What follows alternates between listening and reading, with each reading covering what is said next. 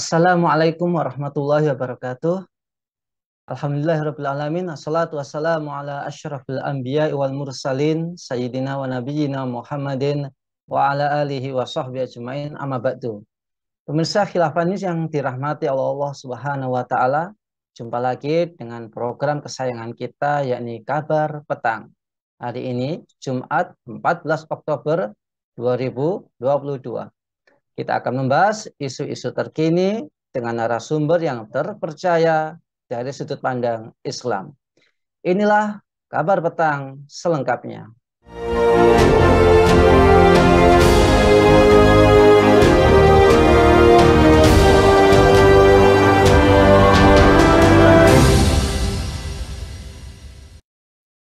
Polri menjadi salah satu pihak yang terus disorot dalam tragedi Stadion Kanjuruhan di Malang, Jawa Timur pada 1 Oktober 2022 yang menewaskan 131 orang. Meski demikian, ada sikap yang bertolak belakang yang ditunjukkan oleh polisi di Malang dan Mabes Polri setelah insiden maut itu terjadi. Sebagai wujud permintaan maaf dan aksi spontanitas, Kapolresta Malang Kota yakni Kombes Budi Hermanto bersujud bersama para anggota kepolisian lainnya pada kegiatan apel pagi di halaman Mapolresta Malang Kota Senin 10 Oktober 2022. Apakah aksi sujud massal di polisi di Malang berpengaruh dengan kasus-kasus Kanjuruhan? Apakah aparat di lapangan sering melakukan represi terhadap masyarakat?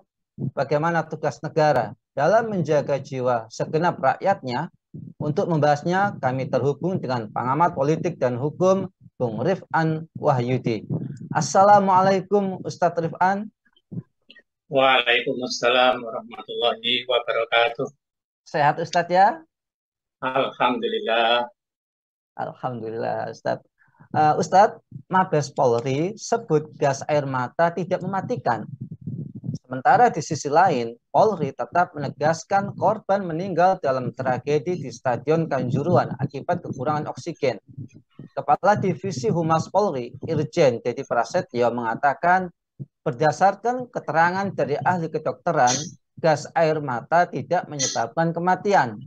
Apakah pernyataan Mabes Polri justru membangkitkan kemarahan masyarakat, Ustaz?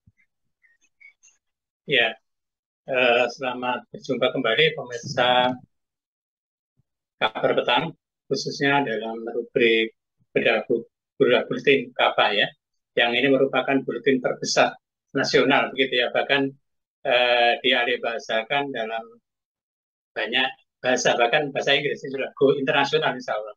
Bu Nana.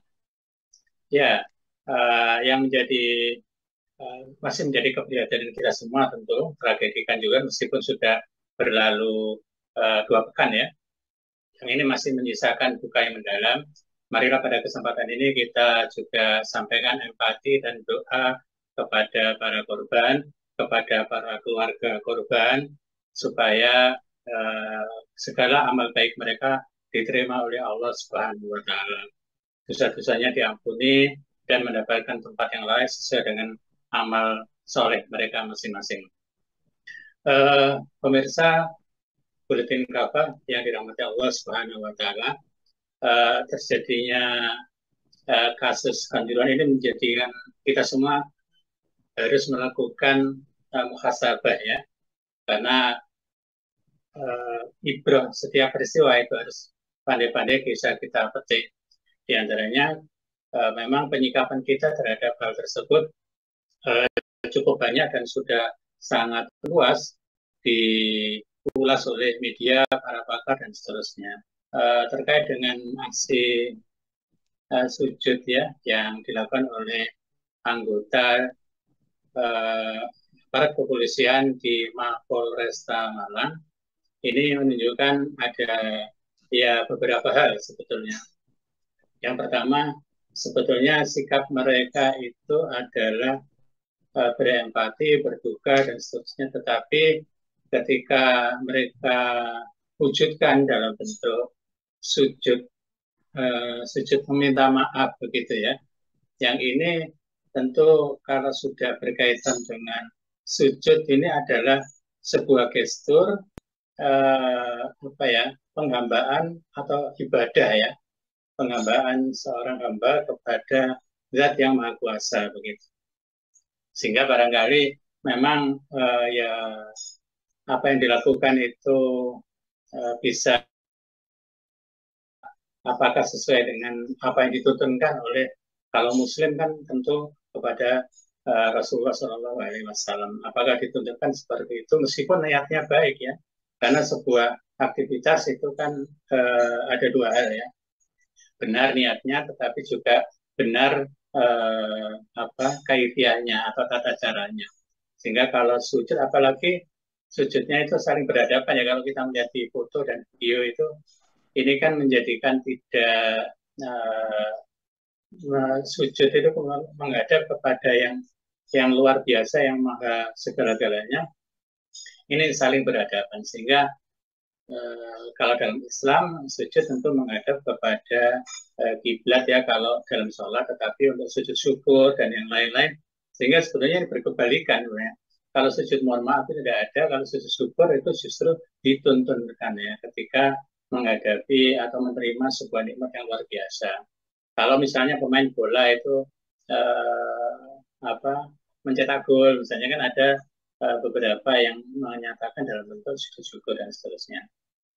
Kemudian ada yang lain yaitu menunjukkan selain empati, kedukaan, adalah kegalauan ya. Secara psikologis itu kan sebetulnya beban psikologis terutama di lingkungan aparat kepolisian di Malang itu sangat-sangat terpukul begitu ya, sehingga ada rasa galau, rasa bersalah, atau mungkin perasaan yang menghantui begitu ya. Kalau tidak dikembalikan semuanya dalam kodrat dari Allah SWT, meskipun sababianya ya harus kita lakukan evaluasi secara menyeluruh dan mendasar tentu saja. Tapi ini adalah menunjukkan kegalauan yang kemudian tidak tahu cara menyampaikan kegalauan tersebut. Sebetulnya dengan permintaan maaf itu kepada keluarga korban atau kepada korban yang masih rawat jalan ya, sebetulnya itu sudah mengurangi beban psikologis mereka begitu. Karena memang akan terus berhadapan dengan Aremania begitu ya, sampai sekarang masih berduka seperti itu. Demikian Bung Nana. Ustadz, apakah ini sebuah ironi ketika polisi sujud minta maaf di Malang, tapi sibuk membela diri di Jakarta? Dan apakah aksi sujud massal polisi di Malang berpengaruh dengan proses hukum kasus-kasus Kanjuruhan, Ustadz? Dan apakah aparat di lapangan sering melakukan represi terhadap masyarakat? Iya, ini kan sebetulnya sebuah aparat penegak hukum ya. Aparat kepolisian kan merupakan bagian dari aparat penegak hukum ya, bersama dengan kejaksaan, kehakiman, dan kepolisian itu biasanya pihak yang menyidik dan seterusnya.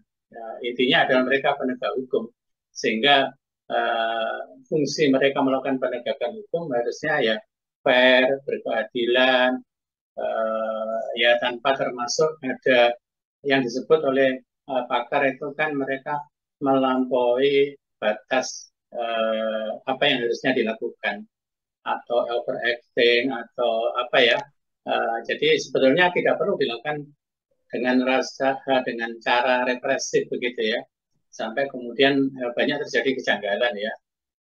Video-video yang begitu beredar di media sosial maupun media konvensional kan ada aparat yang menendang dari belakang. Ini kan lucu ya, aparat yang bersenjata lengkap kamu menendang dengan tendangan kungfu gitu ya kepada penonton yang memang mereka masuk di lapangan tapi sedang menghadap ke belakang, dari belakang gitu ya. Kemudian termasuk penembakan gas air mata yang sangat banyak menimbulkan kontroversial, karena sebetulnya penyebab kematian ini yang sebagaimana diulas apalagi mengandung zat-zat yang memang membuat cairan yang ada di tubuh itu keluar semua, makanya mata merah, kemudian meler ya, hidung meler dan seterusnya, itu sehingga semacam dehidrasi begitu, apalagi dalam kondisi tertutup. Sehingga yang ini tentu kita menyesalkan semua ya. Harusnya mereka melakukan tindakan pengayoman, kalau ataupun ada yang masuk ke lapangan itu sebenarnya awal kali itu hanya memeluk ya rasa Aremania supporter untuk memeluk pemain Arema FC supaya memberikan dukungan support sebenarnya. Jangan bersedih, maksudnya begitu. Tapi 2-3 supporter itu dihalau oleh petugas ya. Kemudian terjadilah apa yang terjadi. Ya, kemudian ya kita semua menyayangkan. Jadi fungsi presisi itu ya, prediksi, kemudian responsibility sesuai dengan jargon dari kepolisian sebagai pengayom masyarakat itu ya menjadi harapan dari masyarakat, apalagi belum lama ini kan ada apa ya tragedi Sambo begitu. Yang ini masyarakat menjadi sangat apa ya berharap munculnya kepolisian sebagai ya citra yang benar-benar mengayomi begitu. Alkisah ya, kalau di Finlandia itu mereka nggak membutuhkan tentara, tetapi lebih banyak polisi saja itu sudah bisa untuk menangani berbagai melakukan aktivitas kamtipmas ya, termasuk di Inggris misalnya, konon juga begitu. Kalau malam hari ada ketukan sepatu patroli polisi, mereka makin tidur nyenyak. Nah itu harapan kita seperti itu kan. Kepolisian Indonesia bagaimana ini kan yang menjadikan pertanyaan ya evaluasi bersama bagi kita semua, sehingga yang menjadikan aparat kepolisian ya tidak bisa tidak kita menyebut seperti itu kan sebagai bagian dari muhasabah kita semua, karena sebagian besar kalau aparat keamanan kepolisian itu juga muslim gitu ya, termasuk yang korban Aremania kemarin seperti itu. Demikian Mas Nan. Ya. Ustadz, apakah rezim di negeri ini seolah memandang remeh nyawa warganya, di mana ratusan manusia yang kehilangan nyawa dianggap tidak berharga oleh negara? Lalu bagaimana mahalnya nyawa dalam tinjauan Islam, Ustadz? Iya, ini masalah nyawa itu kan Allah yang meniupkan ruh ya, ketika di alam kandungan dahulu. Kemudian mereka semua bersaksi ketika ditanya, alastu birabbikum, apakah kalian mengakui bahwa Allah ini adalah Rob kalian? Mereka membalas qalu bala syahidna. Kemudian dihidupkan pada bayi masing-masing, kepada ibu kita masing-masing. Kemudian lahirlah kita menjadi manusia-manusia yang kalau sudah dewasa mendapatkan beban taklif begitu ya. Sehingga Allah yang memberikan ruh atau nyawa tersebut. Kemudian Allah sangat menghargai ya, sebagaimana dalam beberapa, kalau kita baca buletin kabar pada pekan ini itu ada banyak ayat dan hadis ya yang menyatakan penghargaan kepada nyawa ya. Kalau dalam di antaranya adalah bagaimana untuk penjagaan hifdzun nafas ya, penjagaan kepada nyawa, bahwa harga atau nilai sebuah nyawa itu kalau ada terjadi pembunuhan maka akan sama seperti membunuh manusia keseluruhan, sampai seperti itu. Sehingga aturan-aturan hukum dan seterusnya itu adalah termasuk dalam syariat Islam, itu adalah untuk dalam rangka penjagaan nyawa.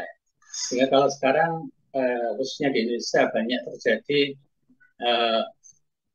pembunuhan tanpa hak gitu ya, kasus kilometer 50 misalnya ya, ada 6 laskar FPI, atau sebelumnya lagi ketika menjelang pemilu ya, beberapa petugas KPPS itu ratusan ya yang kemudian wallahualam apakah itu ya memang secara manusiawi masih kita bisa melakukan evaluasi, meskipun itu ajal itu sudah di tangan Allah begitu ya, tapi akan menjadi sesuatu yang miris ya bagi kita warga negara yang seharusnya dilindungi ya, termasuk nyawa kita tadi itu, tetapi justru dianggap remeh begitu ya, dianggap murah ya, padahal itu tidak dalam bentuk sebuah peperangan. Ini kan menjadi ironi dan yang menyesalkan kita ya.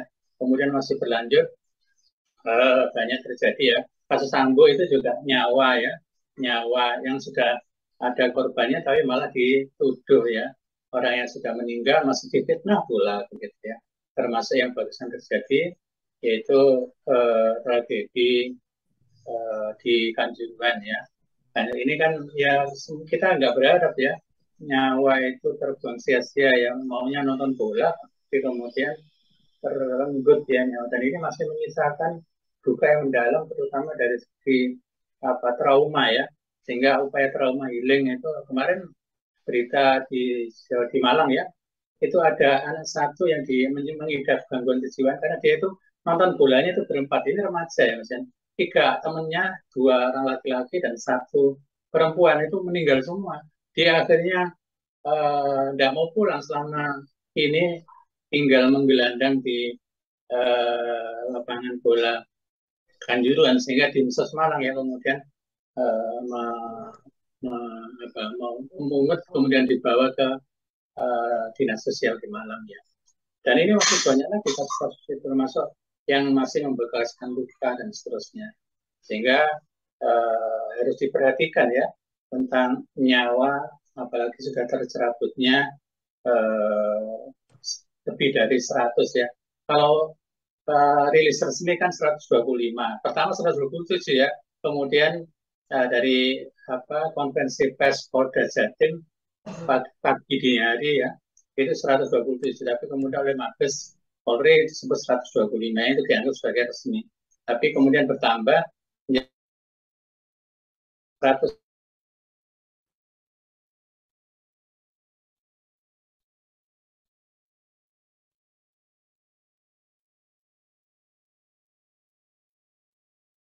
Sepuluh lebih dan seterusnya. Kita bukan hitungan statistik tentunya ya. Ini adalah nyawa yang harus dihormati dan jangan sampai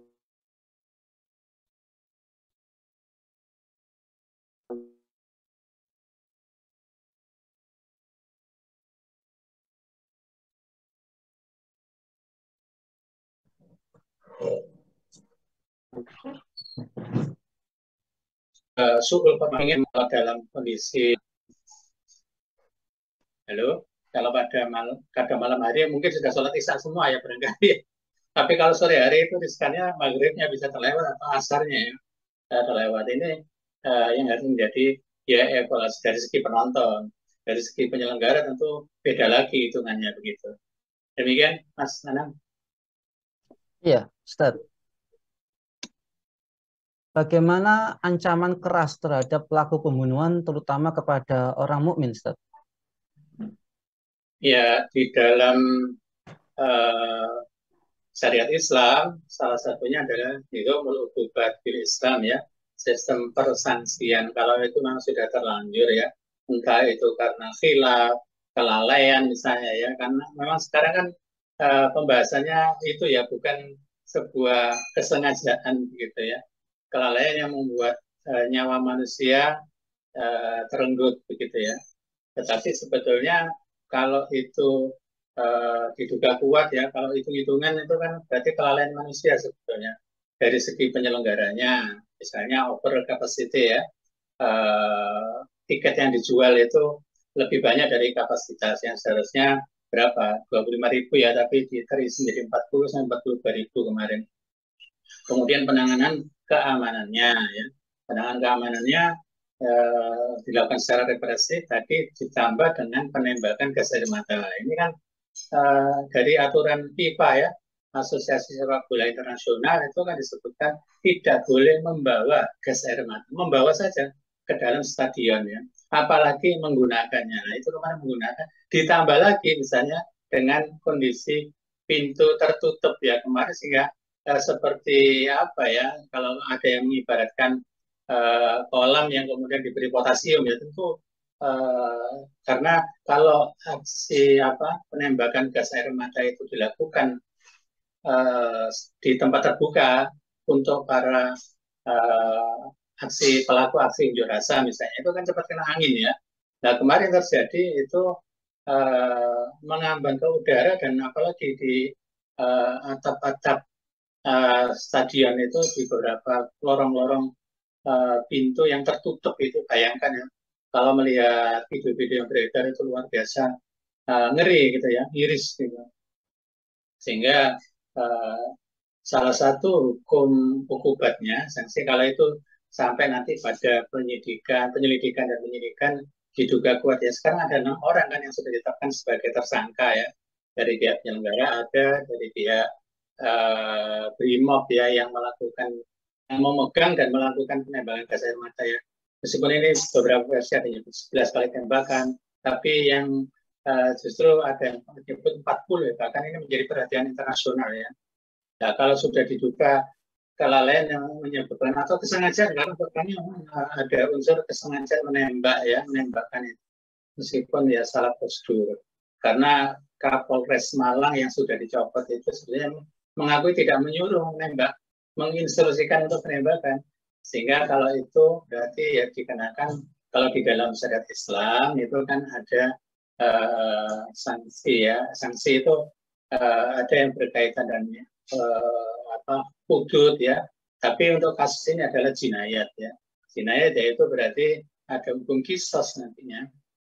Kalau yang menyebabkan kematian ya paling tertinggi itu tentu dihukum mati itu ya, atau dengan penjara dan kurungan yang hukuman dengan efek jera itu. Tapi kalau dalam sistem sanksi yang ada di Indonesia tentu tidak sampai hukuman tadi ya, hukuman maksimal. Kalau dalam perspektif syariat Islam ya, dengan bukti-bukti yang itu benar-benar kesengajaan begitu ya, yang menyebabkan hilangnya nyawa ya, dalam tanda petik ya, meninggalnya lebih dari bahkan 100 orang itu tadi. Sehingga sangat berat hukuman dalam Islam, yang kalau dalam hukum internasional itu kan seolah-olah dengan atas nama hak asasi manusia itu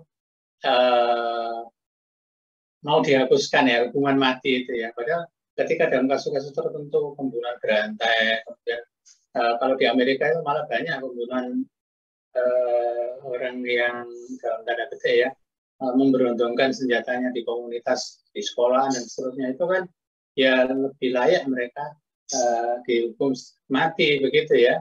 Nah ini masih ada ya, kalau perangkat seperti itu. Kalau dalam Islam memang kalau memang benar-benar disidik, kalau dia dengan bukti dan saksi benar-benar menimbulkan kelalaian sampai menghilangkan nyawa atau bahkan kesengajaan ya dihukum mati, hukuman yang seberat-beratnya.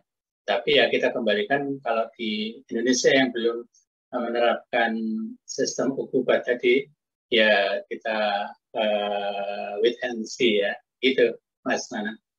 Iya Ustaz. Lantas bagaimana tanggung jawab negara dalam menjaga dan memelihara jiwa setiap warganya Ustaz? Ya bisa kita bilang menjadi 2 hal ya. Yang pertama kan preventif, yang kemudian yang kedua adalah kuratif. Untuk yang preventif sebenarnya banyak syariat-syariat Islam yang menghargai ya jiwa manusia, termasuk yang mengarah kepada rusaknya akal, misalnya narkoba, minuman keras, yang ini sebetulnya pengantar untuk meninggalnya seseorang gitu ya. Yang ini sangat dijaga, menjadi mereka akan mendapat hukuman yang sangat berat sehingga menimbulkan efek jera. Orang yang melakukan akan berpikir tidak hanya 2-3 kali lipat, mungkin termasuk 10 sampai puluhan kali lipat kalau melakukan kejahatan tersebut begitu ya. Ini sudah, apalagi kalau secara edukasi misalnya ya, kurikulum pendidikan itu juga sangat menghormati jiwa seseorang.